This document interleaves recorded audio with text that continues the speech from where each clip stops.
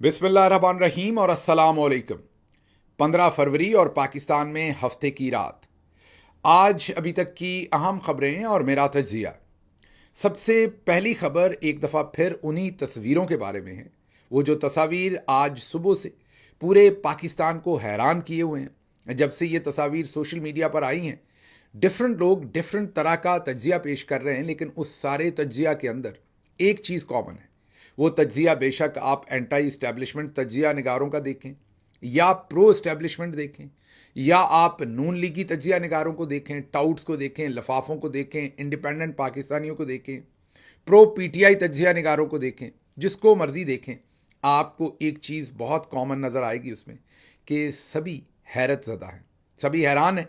और ज़्यादातर लोगों को ये नहीं पता चल रहा कि ये जो तस्वीर है, ये जो पूरी खबर है, इसको कैसे डाइजेस्ट करें, कैसे प्रोसेस करें। क्योंकि मेरे ख्याल में ऐसी तस्वीर जो हैं वो हालिया जो पाकिस्तानी पॉलिटिकल लैंडस्केप है, कम अज़ कम पिछले 40 से 50 साल का, उसमें लोगों ने नहीं देख रखी। उससे पहले शायद देख रखी हूँ, लेकिन पिछले 40-45 सालों में शायद ऐसी तस्वीर पाकिस्तानी पॉलिटिकल लैंडस्केप पर इस तरह से मौजूद नहीं थी या उनका इंटरेक्शन नहीं हुआ। तो सभी इस वक्त हैरत ज़दा हैं।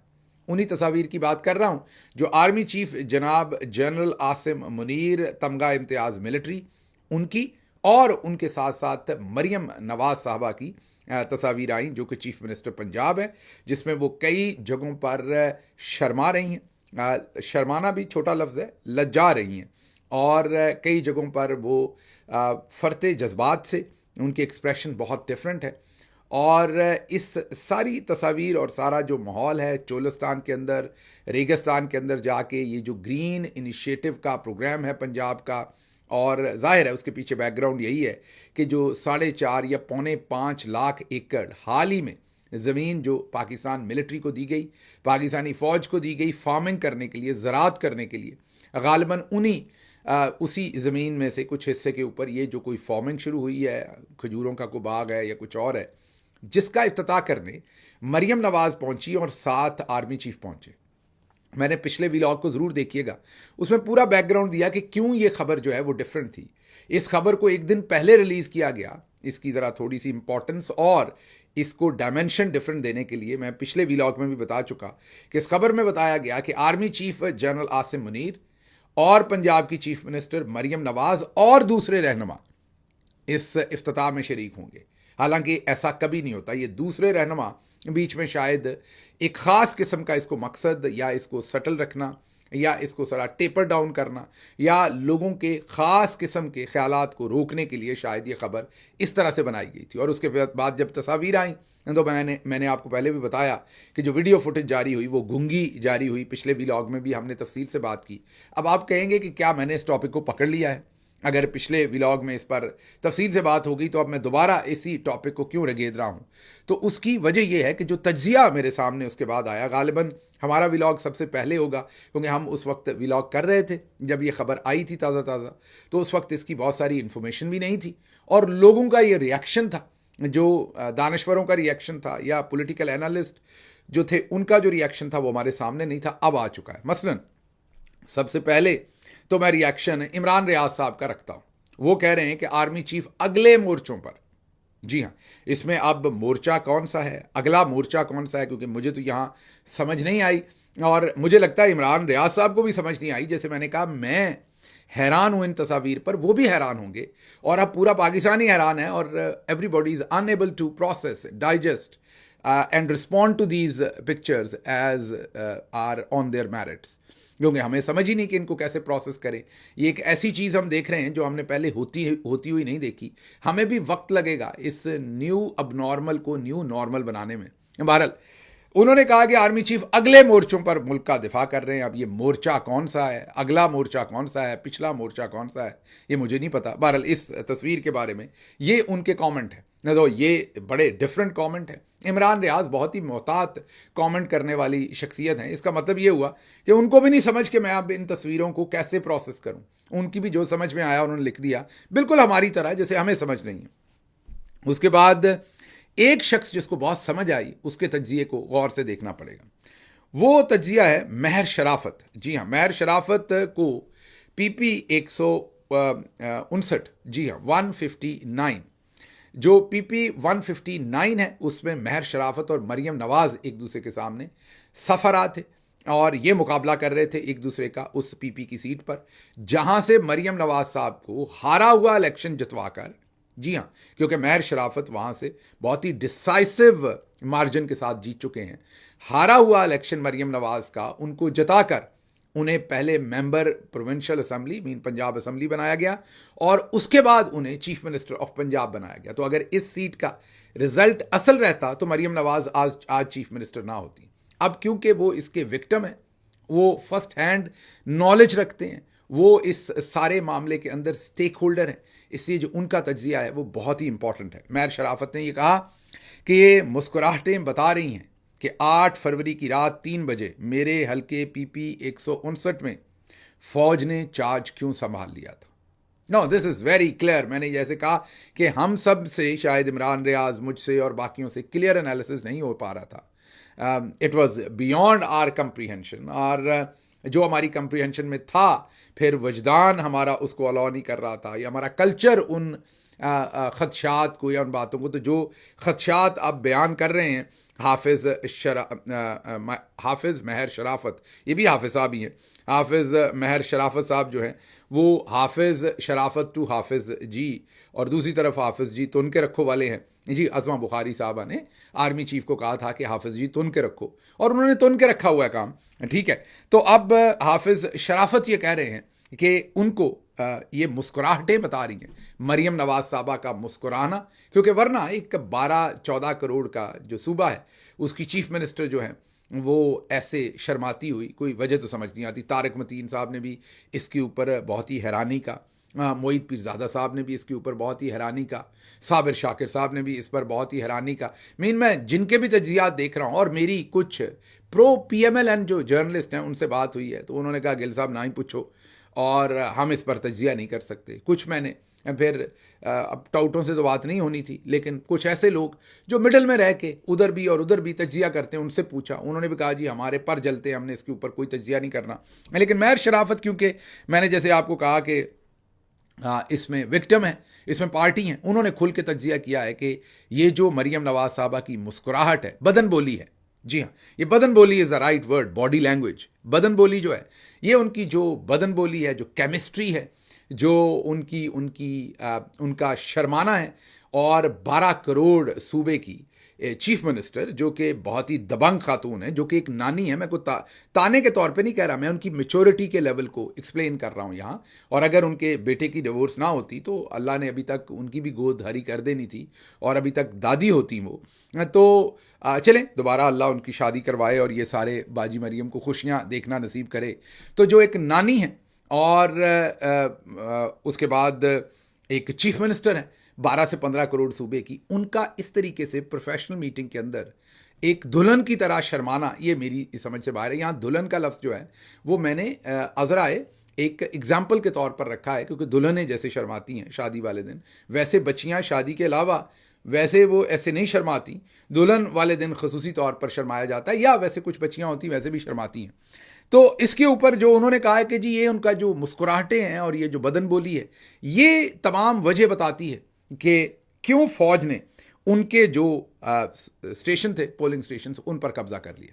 اب دوسرے لفظوں میں مہر شرافت ڈائریکٹلی اکیوز کر رہے ہیں کہ یہ جو انڈرسٹینڈنگ ہے، جو پروفیشنل انڈرسٹینڈنگ ہی ظاہر سے ہم کہیں گے، پرسنل تو کوئی رشتہ داری تو ہے نہیں نا یہاں پر عاصم منیر صاحب کی یا ان کی، یہ وہ شاہ صاحب ہیں اور یہ کشمیری ہیں جو یہ بتاتے ہیں ہمیں، تو کوئی رشتہ داری تو ایسا ڈائریکٹلی نہیں ہے، تو پروفیشنل انڈرسٹینڈنگ ہی ہوگی نا، پروفیشنل کیمسٹری ہے، پروفیشنل بدن بولی ہے یہاں پر۔ تو جو پروفیشنل یہاں پر کنیکشن ہے جنرل عاصم منیر صاحب اور شریف خاندان کے اندر، میں اجتناب کروں گا یہ کہنے میں کہ چیف منسٹر پنجاب مریم نواز صاحب، کہ لوگ پھر گندے ذہن ہوتے ہیں، ان کے اپنے اپنے رنگ دے لیتے ہیں لوگ، تو میں اس ڈائریکشن میں نہیں جاؤں گا۔ میں صرف یہ کہہ رہا ہوں کہ عاصم منیر صاحب اور شریف خاندان کے درمیان جو یہاں پر ایک انتہائی پرسنل ریلیشن شپ ہے، اس کی طرف جو ہے وہ حافظ شرافت جو مہر شرافت ہیں وہ حافظ جی سے گلا کر رہے ہیں کہ حضور یہ وہ وجہ ہے جس کی وجہ سے فوج نے پولنگ سٹیشنز پر قبضہ کیا. دوسرے لفظوں میں وہ یہ کہہ رہے ہیں کہ فوج نے, اب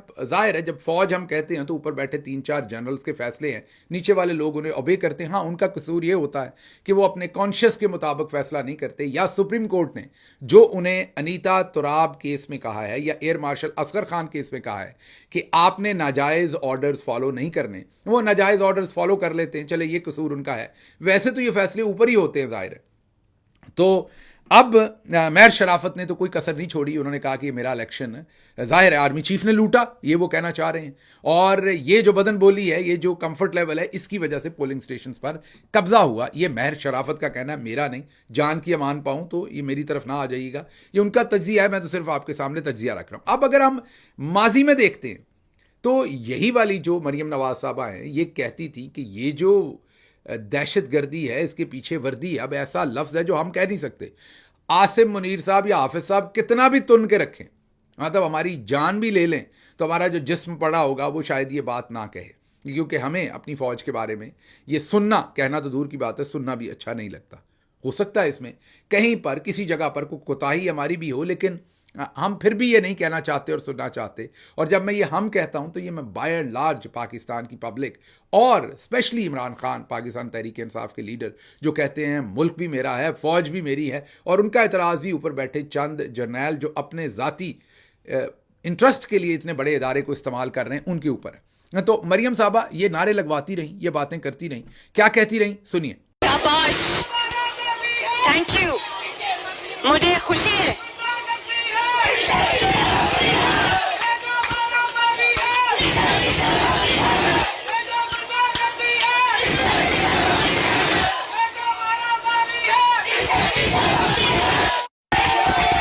شاباش, تھینک یو.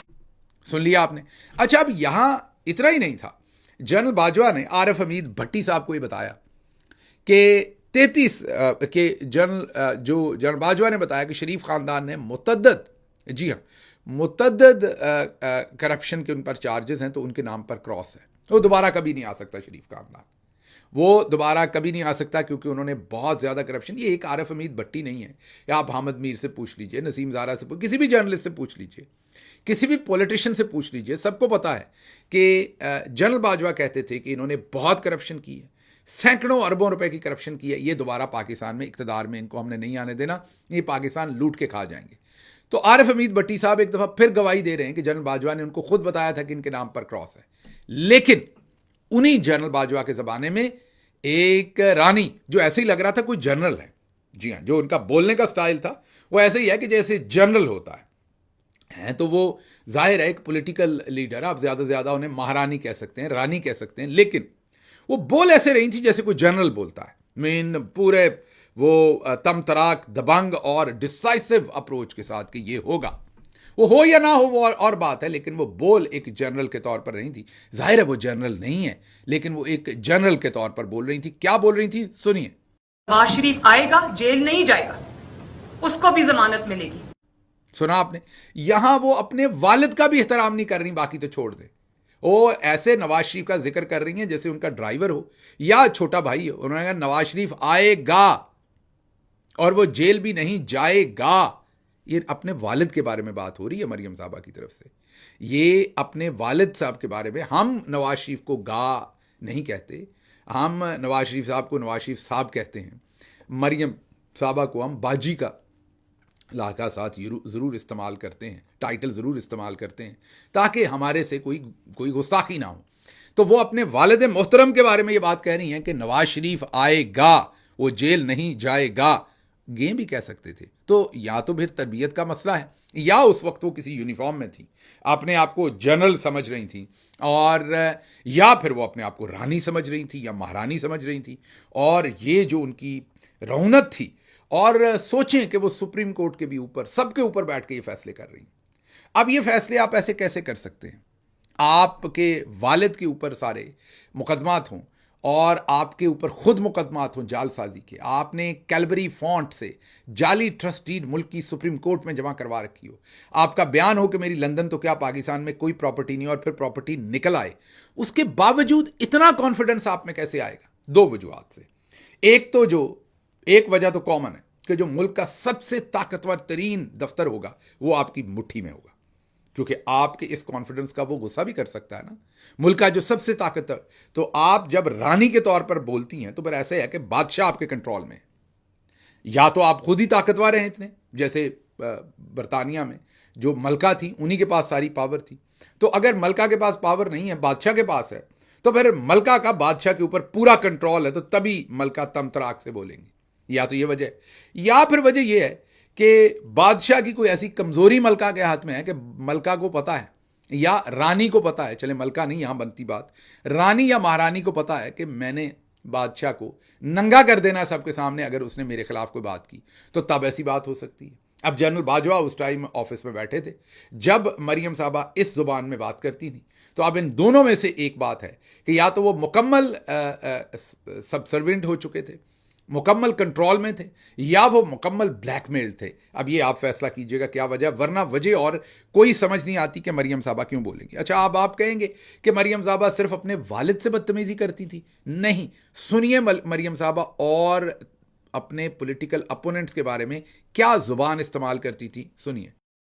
گالی گلوچ بدتمیزی کی سیاست چھوڑو، منشیات زدہ شخص، ذہنی مریض، بدبودار گند، گھٹیا آدمی، گیدڑ دیکھا ہے، نوسر باز، مکروہ کردار، بندر ہے اس کے ہاتھ میں ماچس ہے، منشیات کا عادی ہے۔ مریم نواز شریف نہ بدتمیز ہے نہ بے ادب ہے، بزدل آدمی، نشہ کر کے بے سود پڑا ہوتا، بد کردار شخص، گیدڑوں کا باپ، سب سے بڑا چور، گیدڑ کے کارکن بھی گیدڑ، نشے کی حالت میں ہوتا ہے، چوہے کی طرح فتنہ خان، بد تہذیب شخص، شیوں کا پتہ ہے نا کہاں پڑے ہوتے ہیں، قبرستانوں میں الٹے منہ پڑے ہوتے ہیں، منشیات زدہ دماغ کے فیصلے، گالی گلوچ بدتمیزی کی سیاست چھوڑو، اپنی بیٹی بھی چھپاتے ہو، منشیات زدہ شخص، گیدڑ دیکھا ہے، فتنے گیدڑ، بزدل خان فتنہ ہے کو گیدڑ کہتے ہیں، جس نے سیاست کو دشمنی میں بدلا، گالیوں میں بدلا، لوگوں کو بدتمیزی سکھائی۔ سن لیا آپ نے، تو یہ مریم صاحبہ کا وطیرہ تھا، یہ کوئی نئی بات نہیں ہے۔ تو یہاں پر ہم یہی کہہ سکتے ہیں، رانی دا آرڈر لوہے دا گارڈر، جی ہاں، جو رانی صاحبہ نے آرڈر کر دیا وہ لوہے کا گارڈر ہے۔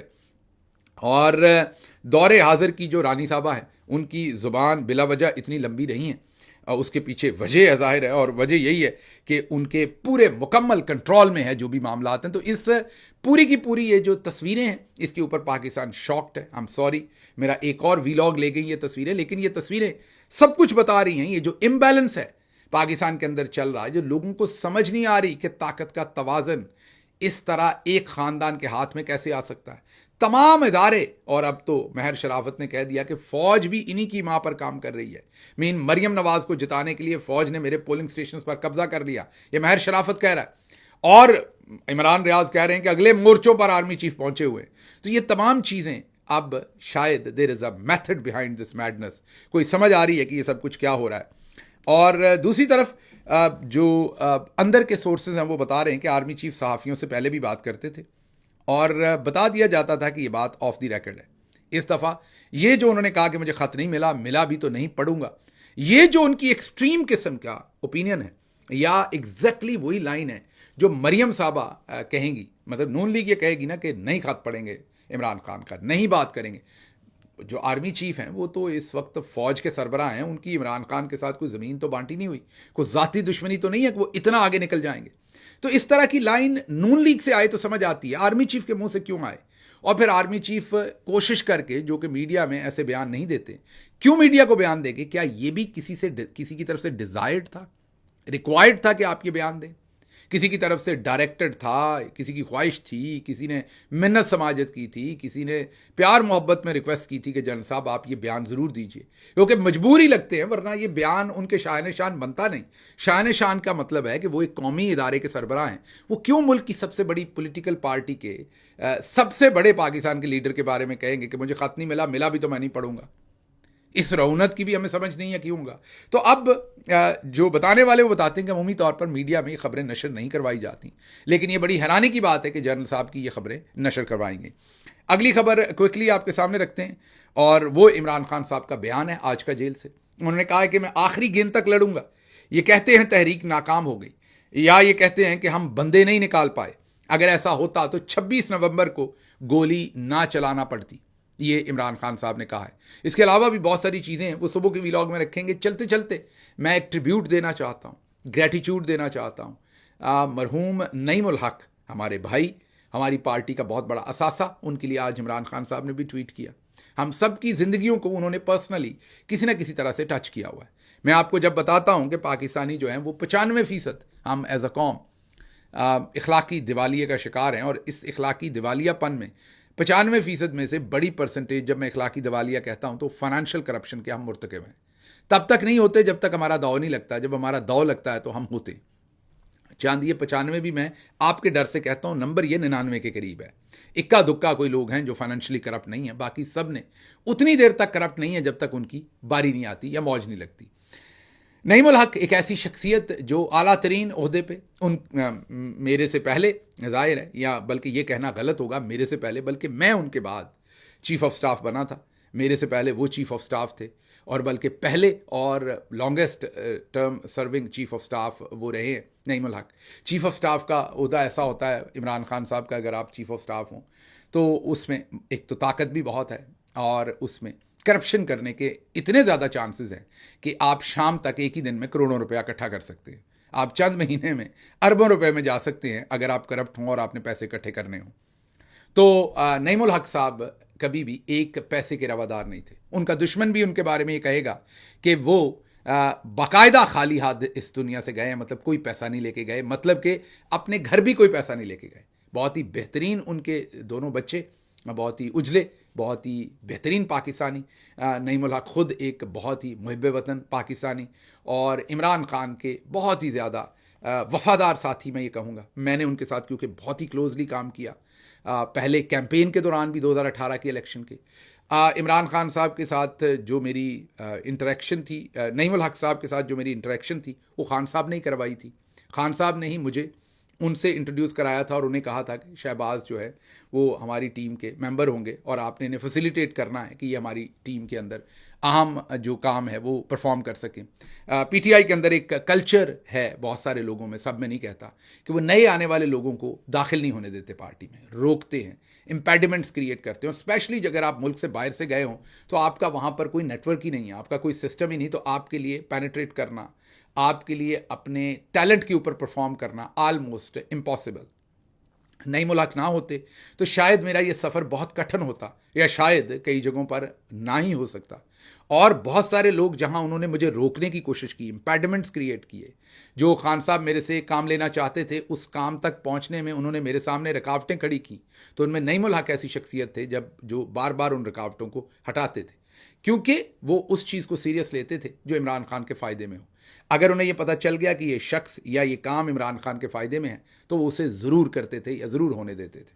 نعیم الحق صاحب نے میرے سے، آج بھی مجھے یاد ہے، اسلام آباد کے ایک لوکل کیفے میں پہلی ملاقات کی. جب خان صاحب کے سامنے ان کی میری پہلی ملاقات ہوئی، خان صاحب نے مجھے ان کے ساتھ انٹروڈیوس کروایا، اور انہیں کہا کہ شہباز ہماری ٹیم میں کام کریں گے، اور میں چاہتا ہوں کہ یہ کام کریں، اور آپ نے انہیں فیسیلیٹیٹ کرنا ہے. تو اس کے بعد نعیم الحق صاحب نے مجھے ایک بہت ہی مشہور کیفے ہیں اسلام آباد کے اندر، وہاں بلایا. ہماری بڑی لمبی ڈسکشن ہوئی، اور وہاں انہوں نے مجھے روشناس کروایا کہ یہ جو میں عام سی چیز سمجھ رہا ہوں، اس میں کتنی بڑی سازشوں سے میرا مقابلہ ہونا ہے، اور کتنے لوگوں نے میرا گلا کاٹنے کی کوشش کرنی ہے، مجھے روکنے کی کوشش کرنی ہے. اور پھر وہی میں نے وہ سب کچھ ہوتے دیکھا. اور نعیم الحق صاحب جو ہے انہوں نے ایک ایک قدم کے اوپر میری رہنمائی بھی کی اور میری مدد بھی کی، اور جہاں پر انہیں لگتا تھا معاملات زیادہ ہاتھ سے نکلتے تھے وہ خان صاحب سے رجوع کرتے تھے. تو میرا وہ جو سفر تھا اس کو پاسبل انہوں نے بنایا. اس ساری جو پولیٹیکل ہماری 2018 کی موومنٹ تھی، اس کے بعد میں پنجاب میں پلیس ہوا، تو وہ کیونکہ عمران خان صاحب کے ساتھ فیڈرل میں تھے تو میرا خان صاحب کے ساتھ تو واسطہ رہتا ہی تھا، لیکن ان کے ساتھ بھی روز کی بنیاد پر واسطہ رہتا تھا. اس لیے میں آپ کو پوری ذمہ داری سے کہہ سکتا ہوں کہ وہ ایک انتہائی ایماندار شخصیت تھے. اللہ ان کے درجات بلند کرے. ہماری ڈھیروں دعائیں ان کے لیے، ڈھیروں ہمارا گریٹیچیوڈ ان کے لیے. اور وہ ایک بہت ہی بہترین انسان، بہترین دوست، بہترین پاکستانی تھے. اللہ ان کے درجات بلند کرے. اور مجھے یہاں سے اجازت دیجیے. اللہ آپ کا حامی و ناصر ہو. پاکستان زندہ باد.